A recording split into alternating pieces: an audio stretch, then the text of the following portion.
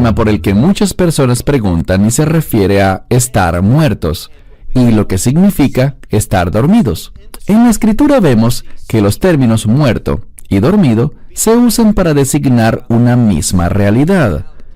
Pero eso se hace con una finalidad. Comencemos. ¿Qué sucede cuando una persona muere? Su alma abandona su cuerpo y, si es creyente, hay una escritura muy importante que es fundamental, es una promesa. Y esa promesa es que al estar ausentes del cuerpo, ¿y qué es lo que está ausente del cuerpo? El alma. Estar ausentes del cuerpo es estar presentes con el Señor. Y esa es una realidad hoy para los creyentes. Recordemos lo que el Mesías nos dijo. Él dijo que vamos a estar con Él. Por ejemplo, en el libro de Lucas, capítulo 23, el Mesías está hablando con uno de esos criminales que estaban a su lado en la cruz. Y les dice, de cierto te digo que hoy estarás conmigo en el paraíso. Recuerda esa palabra porque necesitamos definir una cierta ubicación. Y esa ubicación es el lugar bíblico llamado Sheol. Sheol es una palabra en hebreo que se refiere al lugar de los muertos. También debemos incluir en nuestra discusión una enseñanza bíblica que nos dio el mismo Yeshua. Me refiero a lo que él dijo en Lucas, capítulo 16, versículos 19 al 31. Aquí hay algo que debemos saber, y es que muchas personas consideran que eso es una parábola, pero la Escritura no la denomina como tal, y normalmente, cuando el Mesías hablaba en parábolas, él le decía a la gente que eran parábolas. Estoy hablando de algo que ha sido escrito bíblicamente en forma de narrativa. Una narrativa es, por lo general, un texto, una forma textual para hablar de la historia, para hablar de un evento literal, no de algo que es alegórico, no de algo que debemos espiritualizar. Y este relato de Lázaro y el hombre rico se enlazará con el otro Lázaro en Juan, capítulo 11, un poco más adelante. Pero en este relato de Lázaro y el hombre rico, Yeshua nos cuenta como una narrativa, es decir, como un evento histórico o literal, lo que sucedió. No debe convertirse en una alegoría, no debe espiritualizarse. Y en segundo lugar, esto es importante, aun si fuese una parábola, asumamos por un instante que lo es. Cuando el Mesías hablaba en parábolas, él usaba situaciones reales, es decir, que no hablaba de algo que fuese inventado, algo fantasioso, algo que no se basara en hechos reales. Muchas veces él daba ejemplos, y para efectos de esta explicación, tomemos el caso de la mujer que pierde una moneda. ¿No vemos en la Escritura que ella la buscó diligentemente? Él no está hablando necesariamente de algo histórico. Él está usando el relato para dar un ejemplo, pero ese ejemplo se basa en algo verídico. Por eso, no tiene sentido alguno. En ningún lugar de la Escritura vemos a Yeshua relatando algo, diciendo una parábola, dando una enseñanza que no estuviera basada en hechos verídicos, en hechos reales. Nunca dijo algo que no valiera la pena creer. Siempre fue algo que valía la pena creer. Así que él habló del Sheol y habló de dos compartimientos. Recuerden, el Sheol es un lugar para los muertos. Y hablo de quienes murieron antes de la resurrección del Mesías. Les diré el porqué cuando lleguemos allí. Pero por ahora, en tanto avanzamos en nuestra comprensión, debemos entender algo, y eso influye en cómo vemos las Escrituras, sobre todo las del Antiguo Testamento, que tratan sobre la muerte y lo que la gente decía y afirmaba sobre la muerte. Sheol es una palabra en hebreo que designa el lugar de los muertos. el lugar al que iban los muertos antes de la resurrección del Mesías. Y tenía dos compartimientos. Uno, lo vemos en Lucas capítulo 16, uno se llama Hades. En hebreo, Gehinón. ¿Qué es eso? El infierno, un lugar de tormento. Por cierto, aquel hombre rico fue a ese lugar del Hades. Estaba despierto, estaba consciente, podía hablar, podía ver, tenía experiencias. ¿Quién las tenía? Su alma. Así que nunca crean que un alma está simplemente muerta o dormida. No hay evidencia bíblica de eso. El Mesías nos enseñó, por ejemplo, en Marcos capítulo 12, verso 27, donde dice que nuestro Dios no es un Dios de muertos, sino de vivos. Y habló de Abraham, Isaac y Jacob. Cuando se trata de personas de fe, esas personas están vivas. ¿Y dónde están vivas? Bueno, están vivas en lo que se llama Hek Abraham, en hebreo, un término que quiere decir paraíso. Es a lo que se refería el Mesías cuando le dijo a ese criminal que estaba crucificado en la cruz a su lado: hoy estarás conmigo en el paraíso, en hebreo, Hek Abraham, o el seno de Abraham. Y en estos lugares hay reconocimiento, hay conciencia. En ninguna parte de la Biblia vemos que un alma esté dormida. Más adelante hablaremos de ese término que aplica a quienes se durmieron, pero volvamos al Sheol, el lugar de los muertos antes de la resurrección del Mesías. Cuando alguien moría, su alma iba al Sheol. Pero, ¿a cuál de los dos compartimientos? ¿Al Hades, Gehinnom o infierno, lugar de tormento, o al paraíso? Y todo dependía en aquella época, pues no aplica para nosotros actualmente. En aquella época eso dependía de la fe. ¿Creía esa persona en la promesa de Dios? ¿En cuál específicamente? En la promesa de un redentor. Un redentor basado en el pacto abrahámico. Aquellos que creyeron, que entraron por fe en el pacto abrahámico, iban al seno de Abraham, al paraíso. Los que rechazaron ese pacto, los que rechazaron la promesa de Dios de un redentor, iban al infierno, o Hades, o Gehinnom, el lugar de tormento en el Sheol. Esto es lo que debemos entender. Sabemos, por ejemplo, que en la primera de Pedro, capítulo 3, al ver la primera de Pedro, capítulo 3, versos 19 y 20, se habla del descenso del Mesías al Sheol, al infierno, y les predicó oigan esto, Él les predicó a aquellas almas que estaban encarceladas. ¿Dónde?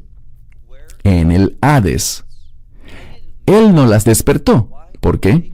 Ellas no podían dormir, estaban siendo atormentadas. Y les predicó a esos individuos desobedientes que habían rechazado la promesa de redención de Dios. Él les habló a ellos, ellos estaban despiertos. ¿Y qué más dice la Escritura? Bueno, por ejemplo, si buscan alguna vez Efesios, en el capítulo 4, comenzando por el verso 7, dice que el Mesías no solo descendió al infierno para predicar, condenar y revelar por qué sufrían esos tormentos, sino que también dice que Él fue a predicarles a los que estaban en el seno de Abraham. ¿Y qué dice la Escritura? En Efesios capítulo 4 dice que Él llevó cautiva la cautividad. ¿Cómo entendemos eso? Bien, de nuevo, cada cosa tiene una respuesta en la Escritura. Al buscar una respuesta correcta, nos vamos a ver un ejemplo en Mateo 27. Vemos en Mateo 27, versos 51 y 50, cuando el Mesías murió, cuando entregó su espíritu, dice que el parójet, aquel velo, se rasgó en dos desde arriba hasta abajo. Y luego vemos que aquellos que estaban en el seno de Abraham, ¿qué les pasó a ellos? Dice que volvieron a vivir y que ellos no salieron de la tumba, sino hasta después de que el Mesías resucitó. ¿Por qué? Porque dicen las Escrituras que Yeshua debe tener precedencia en todas las cosas. Así que su resurrección les dio vida, pero no se manifestaron ni fueron vistos, sino hasta después de que Él hubiera resucitado de entre los muertos. Vemos entonces que el Mesías, dice la Escritura, que Él llevó cautiva la cautividad, y cuando ascendió, ellos también ascendieron hacia el cielo. Por tanto, déjenme citar otra Escritura. Isaías capítulo 5, verso 14. Isaías 5, 14. Allí dice que Dios ha ensanchado, ha ampliado el Sheol. ¿A qué se refiere? Allí hay un mensaje. Cuando Yeshua llevó cautiva la cautividad, cuando vació el seno de Abraham, hoy no hay un seno de Abraham. ¿Por qué? Cuando una persona muere, si es creyente, en el instante en el que muere, es decir, cuando su alma abandona su cuerpo, ¿qué pasa con esa alma? Esa alma pasa a estar ante la presencia del Mesías, a estar con Dios en el cielo. Eso es importante por lo que hemos dicho antes. Estar ausentes del cuerpo es estar presentes con el Señor. ¿Dónde está el Señor? En el cielo, a la diestra de Dios Padre. Así que puedes estar seguro de que cuando mueras, si eres creyente, ¿qué pasará contigo ahora? Verás, antes del ministerio del Mesías, si tenías fe en que Dios era un Dios redentor, ibas al paraíso, ibas al seno de Abraham, que se situaba en el Sheol. Pero actualmente, ese lugar está vacío. No es relevante para nosotros. Si eres creyente, si aceptaste el Evangelio, cuando mueras, en ese mismo instante, tu alma irá a la presencia del Mesías, de Jesucristo, allá en el cielo. Y nosotros tenemos eso asegurado. De manera que los que somos creyentes vamos al cielo, es decir, nuestras almas. Y los que no son creyentes van al Sheol, al Hades, que ahora ocupa todo el Sheol, es decir, que ellos descienden al infierno. Y esos individuos estarán allí para toda la eternidad. Pero dense cuenta de algo, hay un cambio. Vemos algo que está en el libro de Apocalipsis, y no quisiera adelantarme mucho, pero hagamos una pausa por un momento y respondamos otra pregunta. Y es una muy buena pregunta. Alguien me envió una pregunta sobre Lázaro. No del Lázaro de Lucas 16, sino del Lázaro de Juan, capítulo 11. ¿Recuerdan a Lázaro, el hermano de María y de Marta de Betania, de la comunidad situada en el Monte de los Olivos, quien era amigo íntimo de Yeshua? Recuerden que una de sus hermanas le envió un mensaje a Yeshua, pues Lázaro estaba gravemente enfermo, y que el Mesías, eventualmente, cuando él llegó a aquella aldea, a ese lugar donde Lázaro se encontraba, él estaba sepultado. Llevaba 4 días en el sepulcro. Ahora bien, esto es lo que debemos entender. Alguien dijo, ¿eso quiere decir que Lázaro estuvo en el cielo 4 días? No. Recuerden que eso fue antes del ministerio de Yeshua, antes de su muerte, entierro y resurrección. ¿Dónde estuvo él? Esto es lo que podemos decir. Normalmente, cuando alguien como Lázaro moría, alguien que tenía fe, cuando moría, su alma iba al seno de Abraham. Pero noten algo. Yeshua, bien sea que el alma de Lázaro estuviera allí y volvió a su cuerpo, o si esta era una situación única, hay algo que sabemos. Por 4 días, durante 4 días, él estuvo literalmente muerto. ¿Y qué pasó? El Mesías lo resucitó de entre los muertos. Él restauró esa alma, que en mi opinión estaba en el seno de Abraham, de vuelta a ese lugar, de manera que Lázaro y todos conocemos este versículo. Lázaro salió de aquel sepulcro, lo que significa que a través del Mesías tenemos la resurrección y la vida de la que hablamos es la vida del reino, la vida eterna. Esa es nuestra esperanza. Antes de que pasemos al libro de Apocalipsis, quiero abordar este otro asunto que es muy confuso. Es confuso porque a veces no sabemos cómo entender las palabras en la Biblia en el marco de la cultura judía. Y esa es la palabra dormido. En la Biblia, muchas veces se refiere como dormido a personas que han muerto, y nos referimos a muerte literal. ¿Por qué? Bien, les citaré otro pasaje de las Escrituras.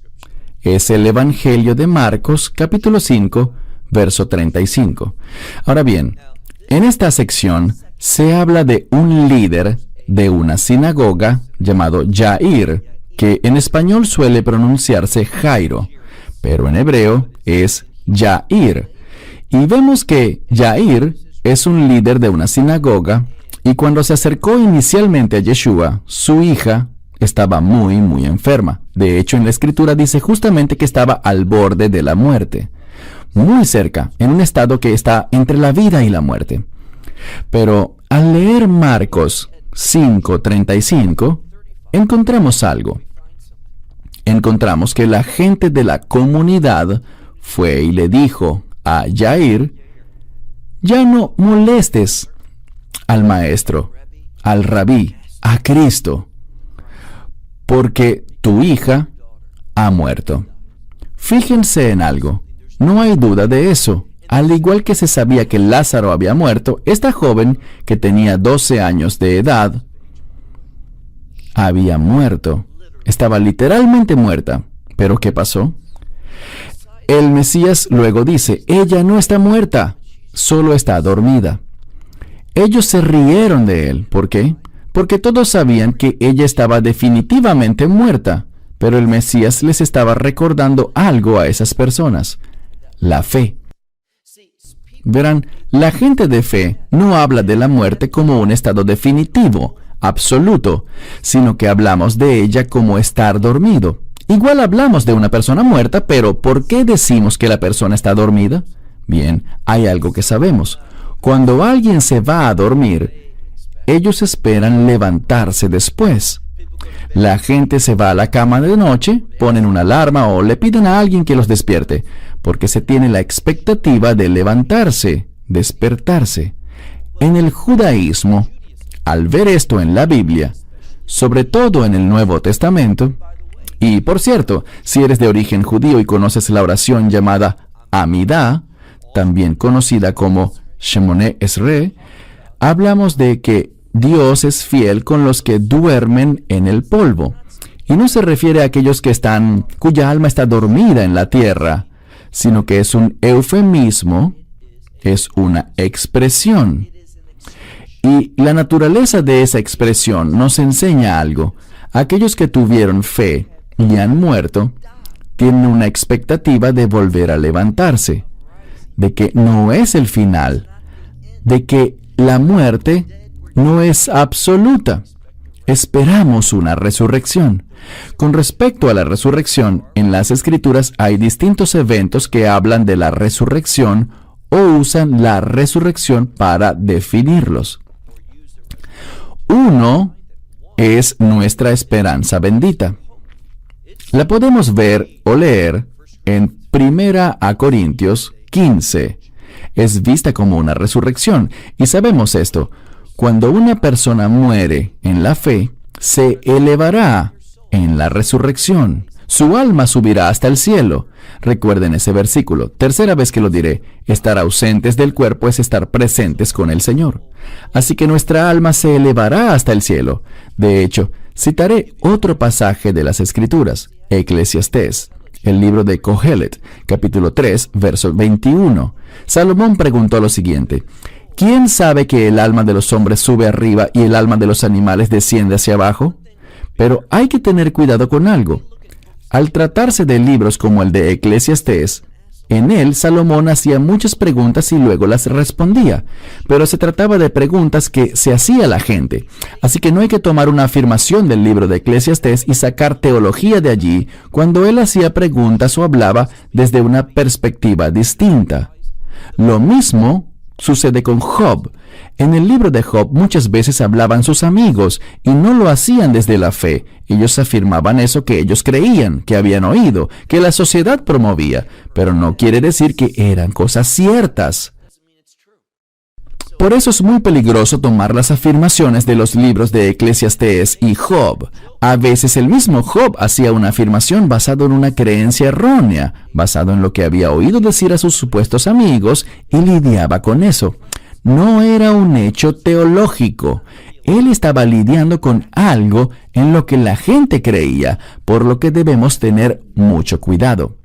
Pero vemos en el libro de Marcos capítulo 5, cuando Yeshua le habla a Jair, y todos decían que su hija había muerto. Él dijo, ella no está muerta, solo está dormida. Es decir, tengan fe en la resurrección. Sí, está muerta, pero ella se levantará. Y Yeshua les va a dar el ejemplo. Él va a hacer un milagro para confirmar esa esperanza que tenemos de la resurrección. Hay una resurrección cuando morimos siendo creyentes. Al estar ausente del cuerpo, nuestra alma asciende al cielo. Ese es un tipo de resurrección de la cual Él está hablando. Y también sabemos algo más. Hay una resurrección con la esperanza bendita para aquellos que están, ¿qué? Que ya están muertos. Hablemos un poco de esa esperanza bendita y me refiero al rapto. Cuando leemos 1 Corintios 15, y por cierto, si han estado siguiendo nuestro estudio en inglés del libro de 1 Corintios 15, vamos por el capítulo 14, así que en pocas semanas, 3 semanas, llegaremos a ese lugar crítico de 1 Corintios 15. Y ahí se nos enseña que en un abrir y cerrar de ojos, en un instante, con el sonido del shofar, el Mesías descenderá. ¿Y qué ocurrirá? Nos encontraremos con Él en el aire, es decir, en el cielo. ¿Quiénes? Los creyentes. ¿Y qué pasará? Dice allí que los que ya están muertos. Cuando Él habla de los muertos, Él aclara que no son sus almas, sino sus cuerpos. ¿Qué pasará con sus cuerpos? Al morir, el cuerpo se descompone, y no importa qué pasó con el cuerpo físico. Si una persona es incinerada al morir, y según la ley judía no se debe hacer eso, pero esa es una tradición, porque da igual lo que le pase al cuerpo. Puede que el cuerpo lo hayan cortado en pedazos y esparcido por el mundo, que lo hayan metido en ácido o en el fuego, lo que sea. Nada es un problema para Dios. Con Dios todo es posible. Así que en ese momento, sin importar dónde estén tus cenizas, Dios las reunirá en un instante, las reintegrará y serán transformadas en un nuevo cuerpo. Ese es solo el cuerpo. Y las almas que han estado en el cielo, las de aquellos que ya habían muerto, esas almas serán reunidas con un cuerpo nuevo. Y ellos estarán con el Mesías tal como lo estaban antes, y seguirán estando con Él en el cielo. Los que aún estemos vivos, si seguimos vivos en ese momento y aún no hayamos muerto, si aún estás vivo, ¿qué sucederá? Tu cuerpo será transformado en un nuevo cuerpo. Tu alma estará con ese nuevo cuerpo, obviamente, porque aún estás vivo, no has muerto, no ha ocurrido esa separación entre el cuerpo y el alma. Serás transformado y elevado y te encontrarás con el Mesías en el aire, y todos seremos llevados al cielo, donde pasaremos el tiempo que quede hasta el establecimiento del reino milenial. Esto es lo que sabemos acerca de las distintas resurrecciones, pero quería enfocar nuestra atención a Apocalipsis capítulo 20, porque al final del reino milenial hay una resurrección, y esa es una resurrección que es muy similar a lo que leemos en el libro de Daniel, capítulo 12, versículos 1 y 2, donde dice que habrán muchos que despertarán, algunos para la vida eterna y otros para la muerte eterna. Bueno, ese es un hecho. Y los que irán hacia la muerte eterna, sus almas estarán en el Hades, en el infierno.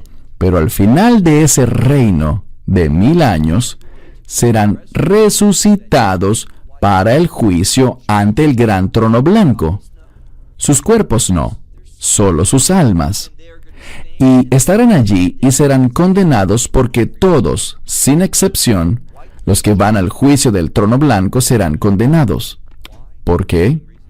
Por una razón principal, porque sus nombres no están inscritos en el libro de la vida del Cordero. ¿Cómo haces para que se inscriba tu nombre en el libro de la vida del Cordero?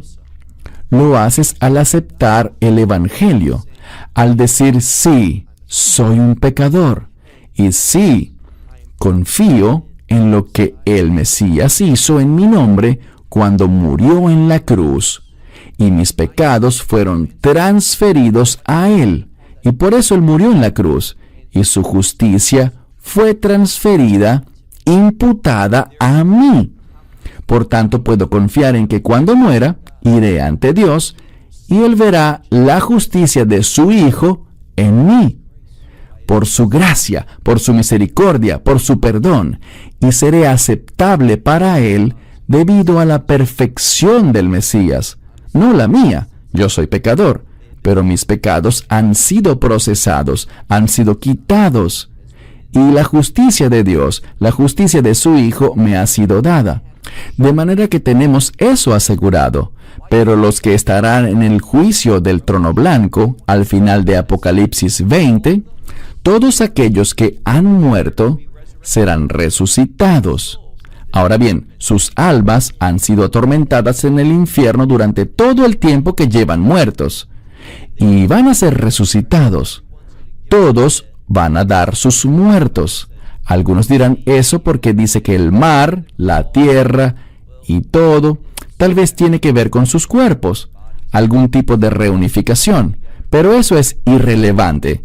Sus almas son la esencia. Así que dice que no importa cómo haya muerto alguien o dónde estén muertos, serán traídos todos ante ese juicio del gran trono blanco. Serán condenados y todas esas almas irán al infierno para su último lugar de destino, que es ese lago que arde con fuego y azufre para toda la eternidad. Así que ustedes deciden, pueden rechazar el Evangelio o pueden aceptarlo. Si lo rechazan, van a ir ante el juicio del gran trono blanco, experimentarán una resurrección, pero es una resurrección para condenación, para enfrentar la vergüenza y la muerte perpetua, y finalmente terminarás en ese lago que arde con fuego. Pero aquellos que reciban el Evangelio, que digan, sí, yo soy un pecador, pero sí, yo confío en el Mesías, yo creo que Él murió en la cruz por mí, y creo que resucitó al tercer día. Entonces, ¿qué? Entonces nuestras almas, al morir, en ese instante, nuestras almas irán a la presencia de Dios. Y para ese momento de la esperanza bendita vamos a recibir ese nuevo cuerpo. Dios pone todo esto muy, muy claro. En ninguna parte vemos que en las Escrituras diga que un alma está dormida. Solo dice que los muertos están dormidos, pero es una forma de decir que debemos tener fe en esa resurrección.